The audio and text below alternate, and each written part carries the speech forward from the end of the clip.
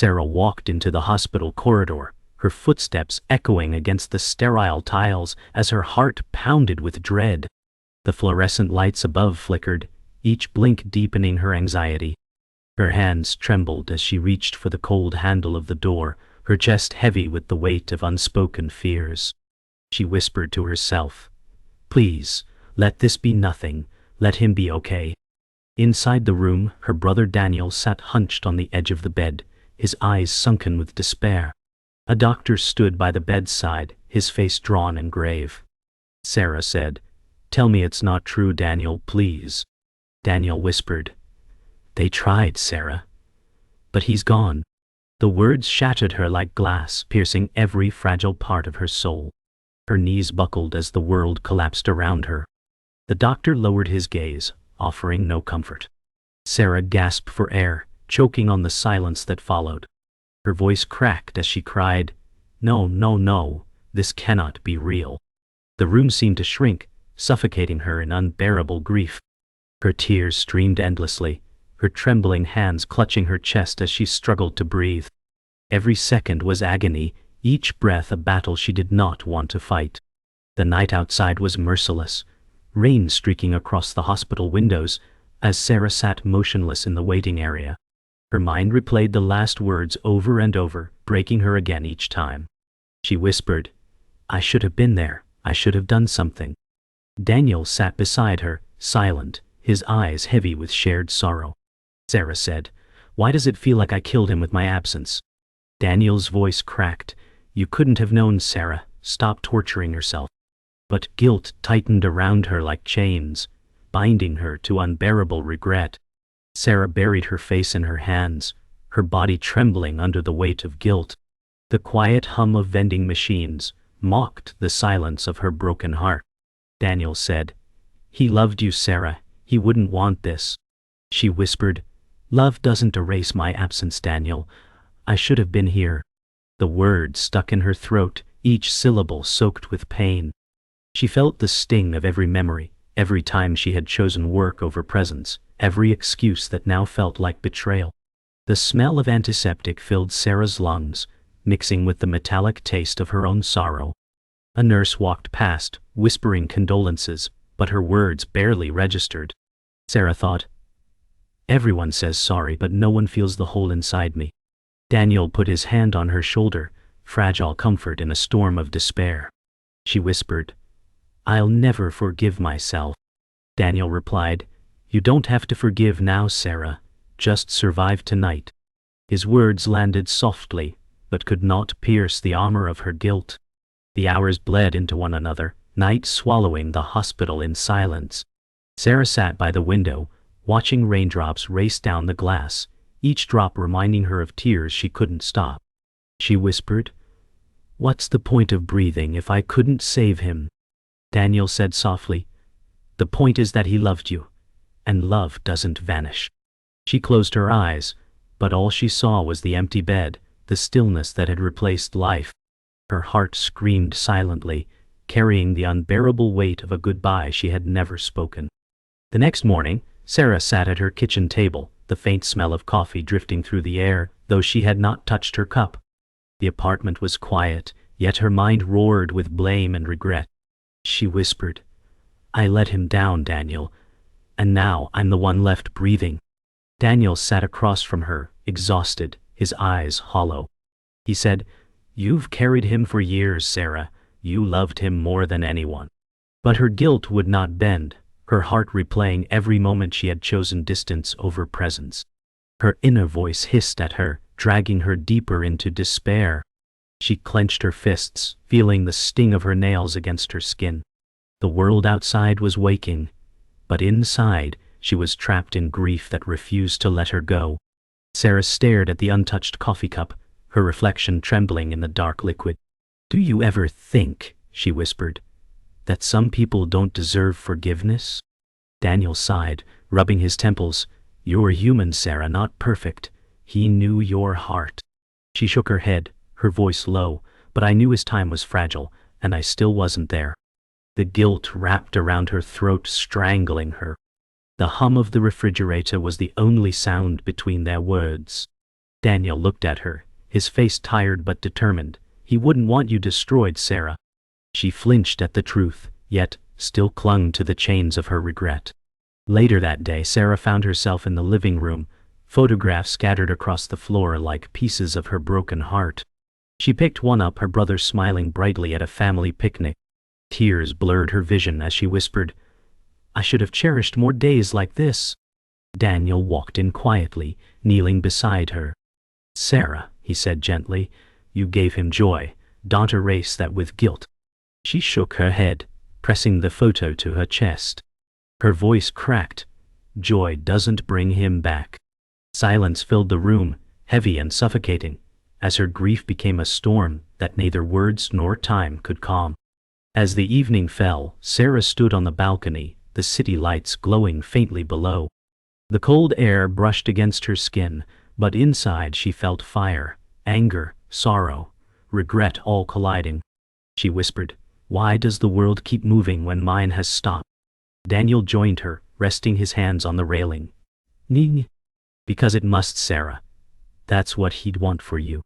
She turned sharply, her voice bitter.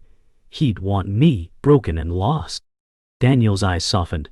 "No, he'd want you living, even through the pain." The night swallowed their words, leaving only the hum of distant cars below. Later, Sarah sat on her bed, wrapped in a blanket, staring at the ceiling where shadows stretched across like dark hands. She whispered, "How do I forgive myself when I feel like I killed him with neglect?" Daniel leaned on the doorway, his voice heavy but steady. "You forgive by remembering love, not failure." Her eyes burned with tears, her lips trembling as she whispered back, "Love feels like ashes now." Daniel's voice broke, "Then carry the ashes until they teach you something." Sarah curled tighter beneath the blanket, her body trembling as her war with herself raged on. The next day, Sarah returned to work, but the office felt like a foreign battlefield, where every sound cut through her fragile soul. Her co-workers whispered softly, glancing at her as though her grief were contagious. She kept her head low, staring at the endless glow of her computer screen. "You're stronger than this," she told herself, but her chest disagreed, tightening with every breath. A colleague, Anna, approached hesitantly and said, "If you need time, Sarah, take it." Sarah forced a weak smile. "Time doesn't fix what's broken." Her voice cracked, leaving silence heavy in the room. Sarah stared at the email on her screen, words swimming until they lost meaning. A notice about medical bills popped up, and her throat tightened. She whispered, "Even in death, he leaves me drowning." She shoved her chair back, her pulse hammering against her temples. Daniel called her phone, his voice steady but edged with concern. "Sarah, don't bury yourself in work." She whispered back, "Work is the only place where I can pretend he's not gone." Her lie hung in the air, even as tears spilled silently onto her keyboard. That evening, Sarah sat in Daniel's living room, the weight of unpaid bills spread across the table. Her voice cracked, "I can't keep up, Daniel. His hospital debt is crushing me." Daniel rubbed his forehead, exhausted. "Well, find a way, Sarah, but not if you destroy yourself first." She shook her head violently. "I don't deserve saving, Daniel. I failed him." Her words cut the air, sharp and unforgiving. Daniel leaned closer. "You didn't fail him, you loved him. Stop rewriting the truth." But the chains of guilt clamped tighter, dragging her spirit deeper into despair. Later that night, Sarah walked aimlessly through the empty streets, the neon glow of storefronts reflecting in the puddles beneath her feet. Her mind churned with endless questions. She whispered, "Would he forgive me if he knew how much I hate myself now?" The cold air bit into her skin, but she barely noticed. Each passing car felt like a reminder that the world was still alive while she was rotting inside. She pressed her palms to her face, tears burning against the chill. In that moment, she realized she wasn't just fighting grief, she was fighting herself. When Sarah returned home, she found the apartment dark and suffocating. She collapsed onto the couch, staring at the shadows creeping across the ceiling. Her voice trembled. "I'm so tired of carrying this weight." She pulled a photograph of her brother from the table and pressed it to her heart. "I'm sorry," she whispered, her tears wetting the paper. Daniel's words echoed faintly in her memory. You didn't fail him. But her own voice shouted louder, condemning her, chaining her to sorrow. The night consumed her, and for the first time, she feared she would never find a way out. The following morning, Sarah sat in her car outside the hospital, her knuckles white as she gripped the steering wheel. She whispered, "Why am I here again? To punish myself." Her eyes burned as she stared at the building that held her worst memories. Daniel called her phone, his voice urgent. "Sarah, you don't have to keep going back." She shook her head, tears forming. "I can't stay away. This pain is the only thing that feels real." Her reflection in the rearview mirror revealed a stranger, pale, broken, hollow-eyed. She wondered if she was already fading into the grief she refused to release. Inside the hospital, Sarah wandered past the quiet ward, each beep of the machines clawing at her chest. She paused outside the room where her brother had taken his last breath, her hands trembling as she touched the cold doorframe. Whispering to herself, "I should have been here," she pressed her forehead against the wall. A nurse walked by, pausing gently. "You don't need to relive this." Sarah's voice cracked, "But I do. If I stop, it means I let him go." The nurse gave a sorrowful glance before continuing down the hall, leaving Sarah alone with her ghosts. That evening, Sarah sat with Daniel in his living room, the silence heavy as thunder. He finally broke it, saying, "You're spiraling, Sarah. This isn't grief anymore, it's self-destruction." She snapped, "You think I don't know that? You think I want to feel like this?" Her voice shook with fury, surprising even herself. Daniel leaned forward, eyes hard. "Then fight it. Stop feeding the guilt." Sarah's tears blurred her vision as she whispered, "I don't know who I am without the guilt." His silence afterward cut deeper than words, a reflection of the truth she feared. Later that night, Sarah sat alone at her desk, a half-empty bottle of wine beside her. Photographs of her brother were spread out like shattered glass. She whispered, "How do I live when every memory feels like a blade?" Her fingers traced the edges of the photos, her tears falling onto the paper. The room spun with the weight of sorrow, and she pressed her hands against her temples. In the mirror across the room, she saw her reflection and gasped. Her eyes looked lifeless, as if she were already gone. For the first time, fear crept into her grief. The next morning, Daniel knocked on Sarah's door, worry etched on his face when she didn't answer immediately.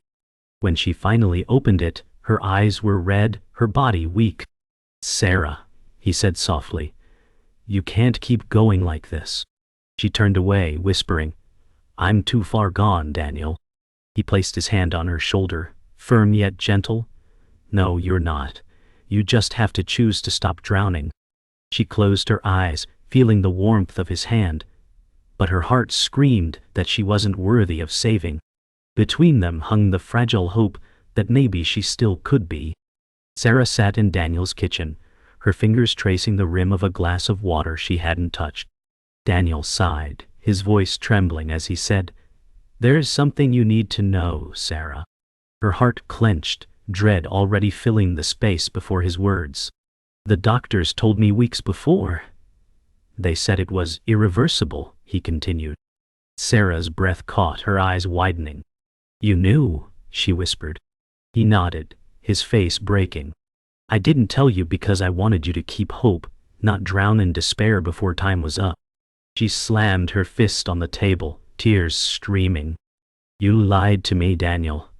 You stole my chance to say goodbye." Sarah pushed her chair back violently, the screech of wood against tile echoing like thunder. "You let me believe I had time," she shouted. Daniel stood, voice cracking. "I thought I was protecting you." She glared at him, her body trembling with rage. "Protecting me? You chained me to guilt."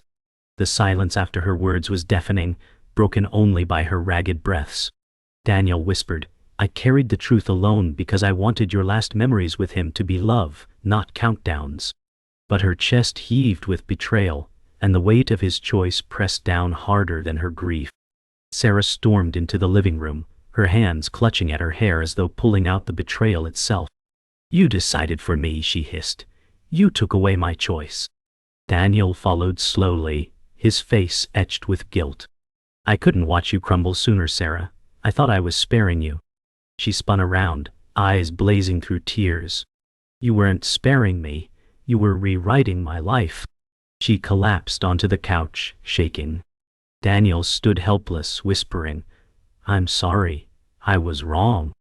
But his apology fell flat, lost against the shattering of Sarah's trust. The storm outside mirrored Sarah's turmoil, rain hammering against the windows. She clutched a photograph of her brother, holding it tightly as if the paper could undo the past. I deserve the truth, she whispered, her voice breaking. Daniel sat on the floor across from her, his hands clasped, eyes filled with remorse. I thought love meant protecting you from pain, he murmured.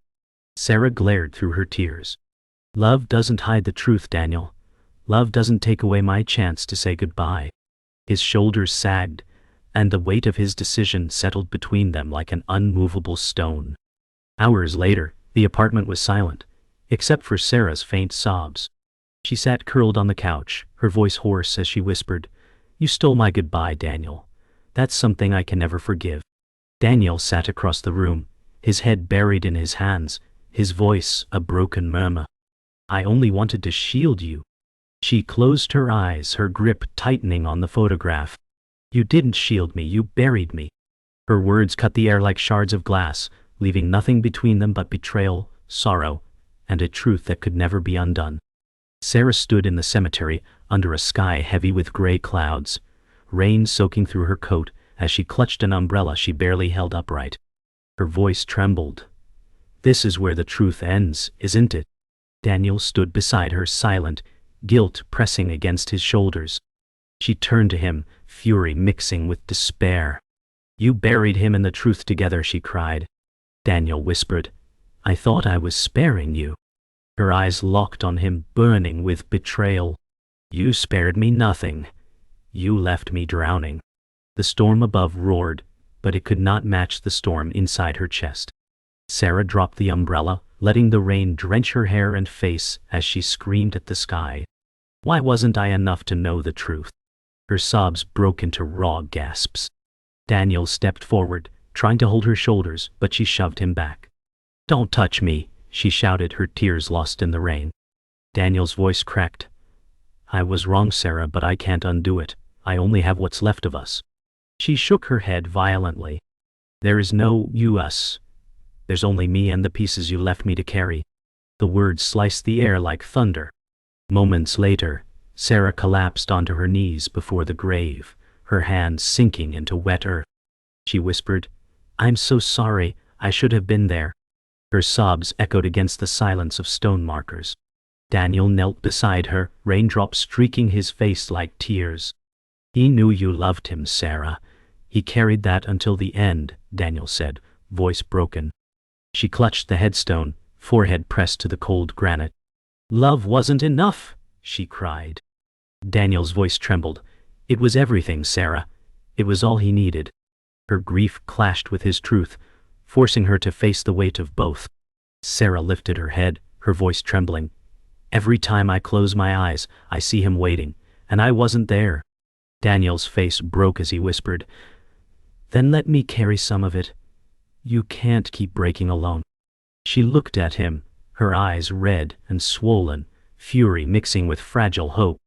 You don't get to ask me for forgiveness, she said, voice sharp. He shook his head. I'm not asking. I'm begging you not to destroy yourself. Her lips quivered, and for the first time, silence stretched between them, not as a wall, but as a fragile bridge trembling in the storm. Finally, Sarah rose unsteadily to her feet, her soaked clothes clinging to her trembling body. She looked at Daniel, her voice raw. I don't know if I can forgive you. I don't even know if I can forgive myself. Daniel's eyes glistened as he whispered, Then start with surviving. That's all I ask. She turned back to the grave, laying her hand gently on the stone. I'll try, she whispered, the words fragile but real. The storm raged on, yet in that moment, Sarah felt a flicker of release, the faintest spark of strength igniting in her shattered soul. The storm had rolled past, leaving the cemetery soaked and wrapped in a hushed silence. Water pooled on the stone paths, glistening under the pale gray light of dawn. Sarah stood before the gravestone, her hand trembling as she laid her palm against its cold surface. Her heart was still fractured, but for the first time, her words did not spill out as punishment. They carried the faintest trace of surrender. "I can't bring you back," she whispered softly, her throat tightening, "but maybe I can learn to carry you with love instead of chains." Her breath shuddered, a mixture of fear and resolve. Daniel stood a step behind her, his shoulders sagging beneath the weight of guilt. He had no excuses left, only the hollow truth of his mistakes. His voice was fragile when he finally spoke. "You don't have to forgive me today, Sarah, but please don't stop living because of me." She turned, her eyes rimmed with tears yet steadier than before. "I'll try," she whispered, the words thin as thread, but carrying the quiet power of a first step forward. Several days later, the sun filtered gently through the kitchen blinds, casting golden stripes across the wooden table where Sarah sat. Her coffee steamed in front of her, and this time her hands were steady as she wrapped them around the cup. It felt strange to breathe without gasping, as though the air itself was testing her resolve. Daniel sat opposite her, his expression cautious but quietly hopeful. For a long moment, silence stretched between them. Not suffocating silence, but fragile, careful, like a truce. Finally, Sarah spoke, her voice low but firm. "I still hate myself on some mornings. I wake up and think I don't deserve to see the light, not after what I did or didn't do. But hating myself hasn't brought him back." Her lips trembled, but her eyes didn't fall. Daniel's voice broke the stillness, calm but edged with emotion. "Hate never heals, Sarah. Love does. Love is what he left you, and love doesn't vanish." She inhaled, shaky but deep. Maybe I can try to believe that. Maybe trying is enough for now." And for the first time she felt the smallest seed of hope in her chest. Sarah walked slowly through the park, autumn leaves crunching beneath her steps, their colors glowing like scattered embers in the afternoon light. She stopped at a bench her brother once loved, lowering herself onto the worn wood, as if placing herself back in the memory of his laughter.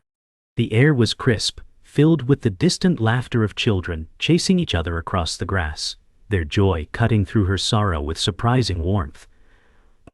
Sarah held a photograph in her lap, her thumb tracing the outline of her brother's smiling face. Her voice wavered, but it was not jagged with pain this time. It carried a note of fragile calm.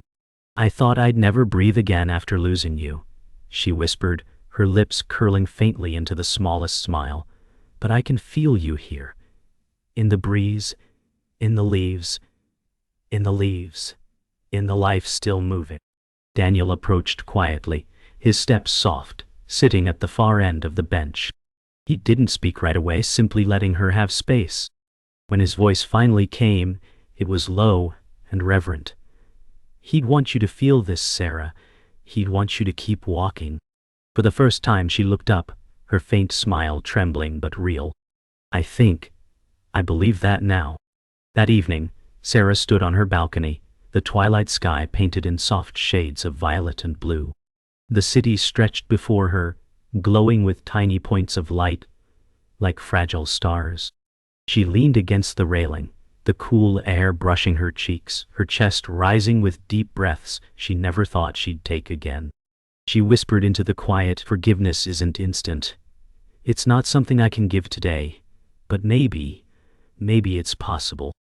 Daniel joined her, leaning silently against the railing at her side, his presence steady and grounded. She continued, her words careful but brave. "I may never fully forgive you, Daniel, not for the choice you made, but I'm beginning to see, maybe you weren't trying to hurt me. Maybe you were just trying to keep me breathing." His gaze stayed fixed on the horizon, but his voice shook. "And I live with the weight of it, Sarah, as long as you keep choosing life." Her lips parted, and for the first time, her chest felt lighter, as though the night sky itself had made room for her healing. That night, Sarah sat alone in her bedroom, the quiet hum of the city outside her window, muted by the soft shadows in her room. She cradled her brother's framed photograph against her chest, her tears falling silently, but not violently as before. Her voice was hoarse, whispered into the stillness. "I will always miss you, but I cannot keep destroying myself in your absence. I can't bring you back, but I can choose to live for both of us." Her breath trembled, but her heart carried the weight of a vow. Carefully she set the photograph on the nightstand, her hand lingering on the glass one last time before pulling back. Daniel's words echoed in her mind. "Survive first, forgive later." She lay back against her pillows, pulling the blanket up as the lamp cast its final golden glow before she turned it off. In the darkness, Sarah whispered, "I'll forgive myself someday." The silence that followed didn't crush her this time. Instead, it held her, soft and steady, like a promise of healing yet to come.